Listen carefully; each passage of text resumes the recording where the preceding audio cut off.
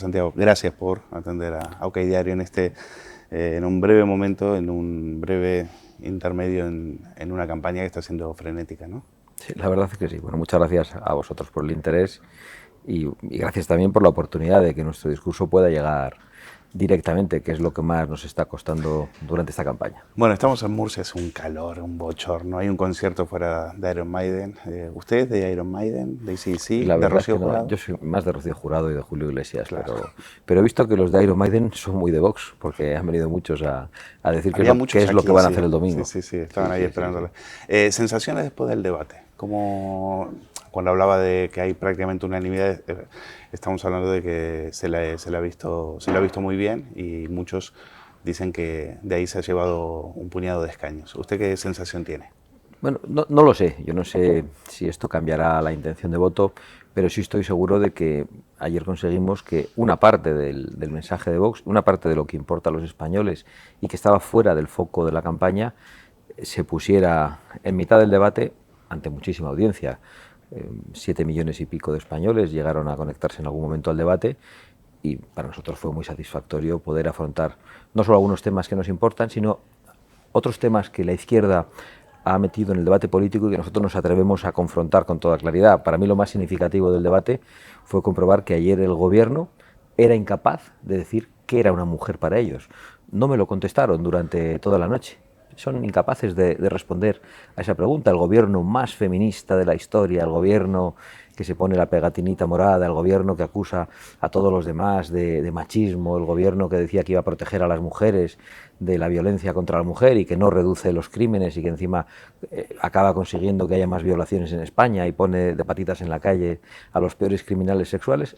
Ese gobierno es incapaz de contestar lo que es una mujer. Efectivamente fue uno de los momentos en los cuales se vio a Yolanda Díaz más nerviosa, donde usted le dijo, bueno, como que se ha quedado en tablas, ¿no? Creo que fue literal su Bueno, eso respuesta. fue muy generoso por mi parte, porque evidentemente bueno, la situación era arrolladora, porque no lo contestaron, eran incapaces de decir que una mujer es una persona Y de sexo femenino. Y este gobierno ha borrado a las mujeres con la ley trans, las ha desprotegido con la ley del sí es sí y ha creado una ley de violencia de género para protegerlas que lo único que hace es criminalizar a los hombres y no reduce esa violencia. Este gobierno es un peligro para las mujeres y yo creo que ayer eso quedó claro. De hecho, quizá lo más significativo del debate para mí fue comprobar cómo los que han metido el debate sobre la mujer en el centro de la campaña electoral huían del debate. De repente hubo un momento que no querían hablar de ello y ya empezaron con la vivienda, la educación, la sanidad, y fui yo el que tuve que decir, oiga, que a nosotros no nos da ningún miedo, que nosotros no somos como otros partidos que rehuyen estas batallas. Nosotros estamos aquí a defender nuestras posiciones y comprobamos que quien salió huyendo, incapaces de debatir sobre esta cuestión, fue el gobierno en pleno. ese fue un momento en el cual usted citó una noticia de OK Diario, mencionaba el caso de un violador, de un asesino, una persona, un sanguinario que violó a su prima y la mató a martillazos. Está condenado a la cárcel, ahora se hace llamar Lorena y quiere ser trasladado a una cárcel de mujeres. ¿Qué va a pasar si finalmente Vox pueda acceder al gobierno, si finalmente las cosas cambian después del 23J? ¿Qué va a hacer Vox al respecto? Bueno, Vox lo que va a hacer es derogar todas las leyes que se inspiren en la ideología de género. La ley de violencia de género, que no protege a las mujeres, la ley trans, que borra a las mujeres, y la ley del sí es sí, que las pone en verdadero peligro. Nosotros vamos a derogar todas esas leyes y desde luego no vamos a permitir que un psicópata, un violador, un criminal sexual peligrosísimo ponga en peligro a más mujeres, ni escarcelándolos antes de tiempo como hacen ellos, ni llevándolos a una cárcel de mujeres. Es increíble, por otro lado, porque están incumpliendo su propia ley. Ellos le han metido en un módulo de la cárcel masculina a la espera de que tenga un aspecto más femenino. Entonces, eso no entiendo por qué. Pero tipo femenino, Sí, pero en realidad con la autodeterminación de género, si él se autopercibe mujer, si ese hombre se autopercibe de género femenino, no tiene que demostrar nada más, podría pasar a la prisión. Hay que recordar que una primera ministra en Escocia dimitió Tuvo que dimitir. Por un caso de un violador que fue a una cárcel de mujeres y por supuesto siguió violando. Sí. Pero aquí le han puesto en un módulo temporal, no para que Pero evolucione. bajo la promesa de Sí, pero no para que evolucione. La única explicación son las elecciones. No se atreven a hacer esto antes de las elecciones. ¿Cómo vio a Yolanda Díaz y cómo vio a Sánchez? Que se le vio, desde aquí por lo menos se lo veía demacrado, derrotista, cansado. ¿Qué sensación nos puede transmitir? Yo supongo que mentir a todo el mundo todo el tiempo, aunque se haga con tanto aplomo como lo ha hecho el presidente Pedro Sánchez, es algo que tiene que agotar, tiene que ser verdaderamente agotador. 5 años de mentiras a todos los españoles, a sus propios socios, a su partido, a sus electores, tiene que ser un esfuerzo verdaderamente agotador, por muy retorcido que uno sea. Y yo lo que vi es que ayer el gobierno había preparado el debate conjuntamente, que se habían repartido los papeles y que Pedro y Yolanda y Pedro, que les faltó besarse en directo. Hubo un momento que estuve a punto de decir, ¿quieren que les deje solos? Porque era evidente que se habían repartido los papeles. A él le habían dicho que su agresividad en el anterior debate había sido muy mala y ayer prácticamente le faltó ponerse un traje de monaguillo. Y ¿Cuál fue el momento que envió a Yolanda Díaz con una agresividad extraordinaria que, claro, le salió la vena totalitaria comunista como no podía ser de otra manera. Bueno, pudimos ver también en el debate un momento que es muy raro de ver, que es que le saquen a Yolanda Díaz el caso de su asesor pederasta, que ella incluso en el debate mintió, dijo que lo había denunciado ella. No es que lo denunció, lo denunciaron 2 personas de Izquierda Unida que después fueron purgadas por ella. Sí, y después lo apartó, pero primero lo promovió y ella purgó a esas personas. Lo negó, pero ayer vimos cómo la mentira, y yo lo anuncié nada más iniciar el debate, cómo la mentira iba a presidir el debate. Lo advertí y lo pude comprobar porque Yolanda Díaz empezó a relatar nuestro programa electoral, en algunos puntos se lo había inventado absolutamente. Hubo un par de cosas sobre la mochila austriaca, hizo una referencia sobre el sistema de pensiones que nosotros no habíamos dicho. Había dicho también que queríamos prohibir el derecho a la huelga, es decir, afirmaciones... Bueno, y Sánchez dijo que a usted nadie la recibía en Europa cuando hay una foto que... No, pero no solo eso, aprovechó él su última intervención y yo no pude contestar, por eso le dije así, porque él dijo que von der Leyen, a la que no tengo ninguna simpatía ni ganas de reunirme con ella, no recibía al grupo al que Vox pertenece, al ECR. No es verdad, von der Leyen ha recibido al ECR. En el 2019. Claro, Sánchez mintió, y no solo eso, que en Europa 3 primeros ministros han pedido el apoyo a Vox, han participado en esta campaña electoral respaldándonos. Él dice que en Europa hay gran preocupación con que pueda haber ministros de Vox o miembros de Vox en un gobierno, pero lo verdaderamente cierto es que la excepción ibérica es que hay ministros comunistas en un gobierno europeo y que nosotros estamos muy bien relacionados en Europa, en Italia, en Polonia, en Hungría, en Suecia, en Finlandia, en la República Checa, donde también en todos esos lugares gobiernan en primer lugar o en coalición o a través de acuerdos de investidura nuestros propios socios. Bueno, y usted ha tenido el apoyo del primer ministro de Polonia, el de Hungría, ha tenido el apoyo de Giorgia Meloni, o sea que solo en Europa no se le ve. Da la sensación de que tenemos incluso algo más de apoyo que Pedro Sánchez. ¿Qué primeros ministros socialistas han apoyado durante esta campaña a Pedro Sánchez? Ninguno. Quiero preguntarle por el voto por correo 23, el 23J. Se va a venir una jornada electoral bastante atípica. Hay miles y miles de españoles que se van a quedar sin votar. ¿Se puede considerar unas elecciones, no sé si decir, no quiero pasarme con el término, pero ilegítimas cuando tantos y tantos españoles habiendo votar no lo van a poder hacer? Bueno, hay muchas razones para la ilegitimidad de unas elecciones. Mentir a los electores es una de ellas, yo siempre lo he dicho. Y se escandalizaban cuando yo decía que el gobierno era ilegítimo, el de Pedro Sánchez, porque nacía de la mentira a los electores.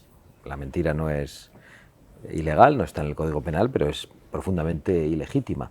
Cuando un candidato miente durante las elecciones y al día siguiente, pero es que al día siguiente hace exactamente lo contrario, las decisiones del Parlamento nacen de la expresión de esa soberana mentira y no de la soberanía del pueblo.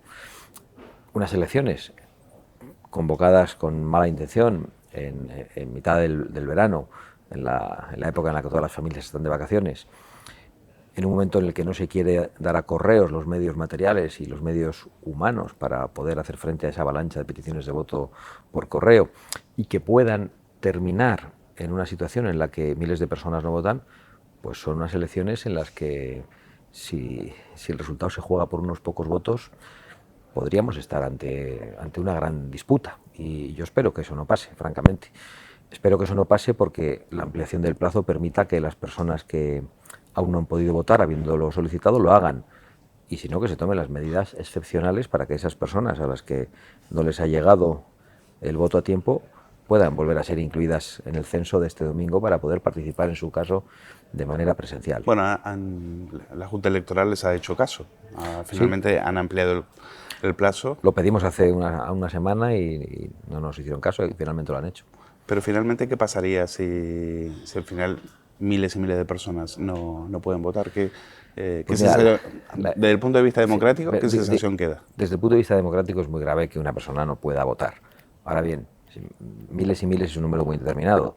Si me dices que 100.000 personas no votan y resulta que la diferencia de votos está en 100.000, por buscar un ejemplo, que es todo más complejo porque hay circunscripciones y habría que ir a las provincias y a los escaños, pero si por ejemplo en una provincia no pueden votar 3.000 personas y la diferencia de votos en un escaño disputado es de 3.000 y ese escaño es el que marca la diferencia de una mayoría de gobierno, pues estamos realmente ante un problema democrático de primer orden. ¿Qué es lo que pasaría? No lo sé, no nos hemos visto nunca ante esta situación, pero estamos ante un problema democrático y de deslegitimación de las elecciones que nadie quiere y que a todos nos preocupa extraordinariamente. Yo también tengo preocupación con el voto cera y con lo que ha sido la ley de memoria democrática, que ha facilitado la nacionalización de muchas personas por una ley puramente ideológica, que no tenían ningún tipo de arraigo en España ni de interés en ser españoles, y yo creo que hay que estar muy atentos a el cambio del censo del voto cera,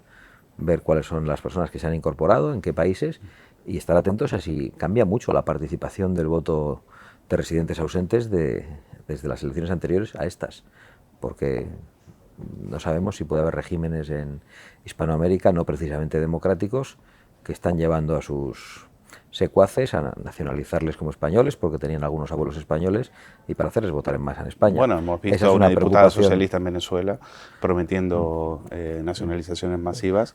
Es una preocupación que tenemos voto, y claro, estamos atentos a ello, pero por ahora es solo una preocupación y vamos a mirar con mucha atención todo lo que tiene que ver con el proceso electoral, como hemos hecho siempre, tanto la limpieza del proceso electoral durante el día de la celebración de las elecciones, como todo lo relativo al voto por correo y al voto de residentes ausentes. Quiero preguntarle por el PP. Feijóo acaba de decir en una entrevista que en Vox no se ve mucha unidad. Por otro lado... ¿Ha dicho eso de verdad? En una entrevista que se acaba de publicar ahora mismo, en El Independiente, sí, que parece que no hay mucha unidad en Vox. ¿Qué voy a decir? ¿Y por qué lo dice? Es que me sorprende. No, por las batallas que hay entre ciertos sectores, el sector liberal, el sector más conservador. Pero eso es una película del PP y de los medios del PP. Entonces supongo que quieren crear esa novela por alguna razón. No sabemos exactamente por qué, pero donde parece que hay menos unidad es en el Partido Popular, porque en algunos sitios pactan con nosotros y en otros no quieren. En algunos sitios acuerdan con Vox sin ningún problema, actúan de manera responsable y patriótica, como en Castilla y León y en Valencia, y en otros sitios, como aquí en Murcia, pretenden chantajearnos. En otros lugares votas a Vox y acaban llegando a un acuerdo sorpresa con el PRC, que quizás sea a cambio de ocultar la corrupción del PRC. En otras entrevistas el señor Feijóo ofrece pactos al Partido Nacionalista Vasco. Bueno, realmente donde parece que hay división de opiniones, a veces de la misma persona, y falta de criterio y de unidad de criterio, es en el Partido Popular. Es muy sorprendente que digan eso. Usted me dijo en la última entrevista que le pudimos hacer, me dijo, si en algunos territorios donde Vox esté fuerte, va a pedir entrar en el gobierno, y en otros pues tendremos una postura más. Y al final, pues hemos visto que en casos como el de Murcia, o en Baleares y demás, Vox exigió entrar en el gobierno. ¿Hubo un cambio ahí de opinión en relación a la estrategia de Vox? No, lo que ocurre es que no era exactamente lo único importante, que estuviéramos más o menos fuertes, lo era. Pero el caso es que Murcia es un lugar donde no solo estamos muy fuertes, con un 18%, es donde más fuertes hemos estado, el mayor apoyo lo hemos recibido en esta región. Es que además en Murcia se había producido ya otra experiencia, el acuerdo de investidura incumplido. Claro, si no llegamos a tener una mala experiencia con el PP de Murcia, podríamos quizá haber ensayado otra fórmula de acuerdo, la del acuerdo de investidura. firmamos un papel, no estamos en el gobierno, que es lo que ya hicimos, pero el PP firmó un papel, lo incumplió y contó con tránsfugas de Vox para gobernar. Con lo cual, en Murcia tenemos muy claro que las viejas fórmulas incumplidas ya no funcionan. ¿A día de hoy se van a repetir las elecciones aquí en Murcia? Pues solo el Partido Popular lo sabe, pero yo creo que ¿López Mira y Génova están en la misma sintonía? Pues no lo sé, realmente no lo sé. Lo que sí creo es que el señor Miras obedece a Génova. Es decir, que es incapaz de probablemente hacer lo que él querría hacer. Eso sí lo creo. Si están en sintonía o no, pues no lo sé, la verdad. No sé si usted lo llegó a decir, pero se decía que le habían hecho un 155 desde Génova. No, yo no sé si utilicé yo esa expresión, pero yo creo que podría estar bien tirada, ¿no? Sí. Porque yo creo que de manera razonable cualquier líder territorial del Partido Popular entiende que tiene que pactar, pero desde la Dirección Nacional han decidido que había que sacrificar Murcia para poner un ejemplo de qué es lo que quieren hacer después de las elecciones. Si logran que Vox, en el lugar que tiene un mayor apoyo, haga como que no existe, que se invisibilice, pues luego podrían pretender hacer eso después del 23 de julio, por mucho apoyo que tuviese Vox. Y yo creo que algunos han decidido sacrificar a Murcia únicamente por la ambición política en las elecciones generales. Lo del que te vote Chapote, ¿qué le parece? Es la canción del verano. Me parece un grito que nace del pueblo, lleno de autenticidad y además lleno de respeto a las víctimas y de indignación por lo que significa el pacto del Partido Socialista con la enésima marca del terrorismo de ETA. Me parece bien. ¿Un resultado por debajo de 30 escaños sería un fracaso? Yo no voy a entrar en hipótesis, pero un resultado... Digo, pues sería más de 20 escaños. Un resultado menos, como a los que tenéis ahora. Un resultado de 15 escaños, en el que esos 15 escaños son decisivos para el gobierno de España, es un fracaso. O de 10 escaños, pero lo digo por argumentar, pero en realidad nosotros no estamos pensando en eso, nosotros estamos pensando en convencer de nuevo a todas esas personas que convencimos en el año 2019, en convencer también a todos esos jóvenes que se incorporan a votar y en convencer a muchas personas que votaron a otros partidos. Nuestro objetivo es sacar un resultado mejor que en las anteriores elecciones. Ese es nuestro objetivo. Los españoles dirán qué es lo que nos dan. Es más, nuestro objetivo es mayor que ese, es ganar las elecciones. Y entrar en el gobierno. O sea, eso es... Nuestro objetivo, eso no lo van a negociar, ¿no? Nuestro objetivo es presidir el gobierno. Presidir el gobierno y si no entrar, claro. Y si no, ser decisivos. Veremos cuál es la fórmula para ser decisivos y para que haya un clarísimo cambio de rumbo en España. Bueno, pues aquí me están haciendo señas, lo vamos a tener que dejar aquí. Quedan muchas preguntas pendientes, pero muchísimas gracias. Ahora gracias. Se tiene que ir a un meeting. Primero tengo que ir a ordenar las ideas. Aunque ya al final de la campaña la verdad es que... ¿Está cansado? Un poco sí, la verdad. ¿Le ha pasado? Es que fueron 2 campañas juntas. Han sido 2 campañas juntas y uno se cansa de sí mismo porque esto de ser coherente es muy duro. Hay que decir lo mismo en todas partes, no puede uno ser original. Supongo que hay otros que van cambiando de opinión y que se divierten mucho más, pero yo tengo que ir con la misma cantinela a todas partes. Lo que pasa es que es aquello que creo que nos hace más respetables para los ciudadanos, que es ser coherentes.